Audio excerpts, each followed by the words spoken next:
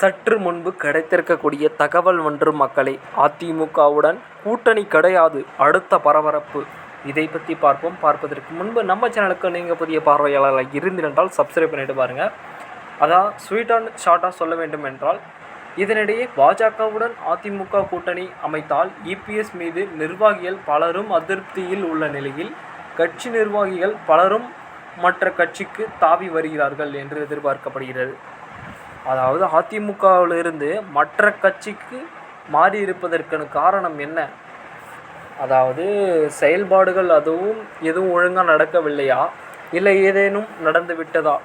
அதே சமயம் இபிஎஸ்க்கு முதல்வர் வேட்பாளராக இருக்கும் வரை கூட்டணியில் இணைய மாட்டோம் என்று டிடிவி தினகரன் மற்றும் ஓபிஎஸ் ஆகியோர் திட்டவட்டமாக தெரிவித்திருக்கிறார்கள்.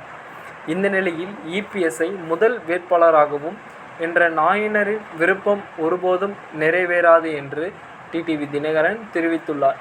அமமுக கூட்டணி துரோகிகளுக்கு படம் புகட்ட வேண்டும் என்று சொல்லப்படுகிறது. மட்டுமல்லாமல் இதனிடையே அமையும். மேலும் ஜெயலலிதாவின் உண்மையான தொண்டர்கள் அனைவரும் இணைந்து இபிஎஸ்ஐ வீழ்த்து விடுவோம் என்று கூறினார். இதன் மூலம் கூட்டணி அமமுக இடம்பெறாது என்பதையும் உறுதி செய்திருக்கிறார். அதாவது அதிமுகவில் இருக்கக்கூடிய அனைத்து தொண்டர்களும் ஒரு குற்றுக்குறியாக இருக்கிறார்கள். அந்த கட்சியை விட்டு எப்படியாவது வெளியே போகணும் அப்படின்ற ஒரு நோக்கத்தோடு இருக்காங்க போல.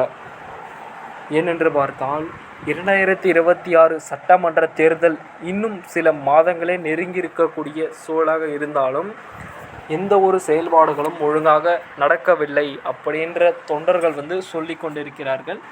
அதே சமயம் அவருக்கு சில விதமான விஷயங்கள் நிறையவே இருக்குது.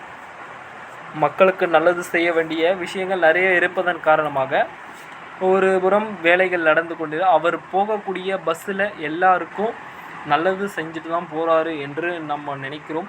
பொறுத்திருந்து பார்ப்போம் என்ன மாதிரியான விஷயங்கள் நடக்க போயிடும். நம்ம சேனல் சப்ஸ்கிரைப் பண்ணிட்டு சேனல் இணைந்தீர்கள். நன்றி, வணக்கம்.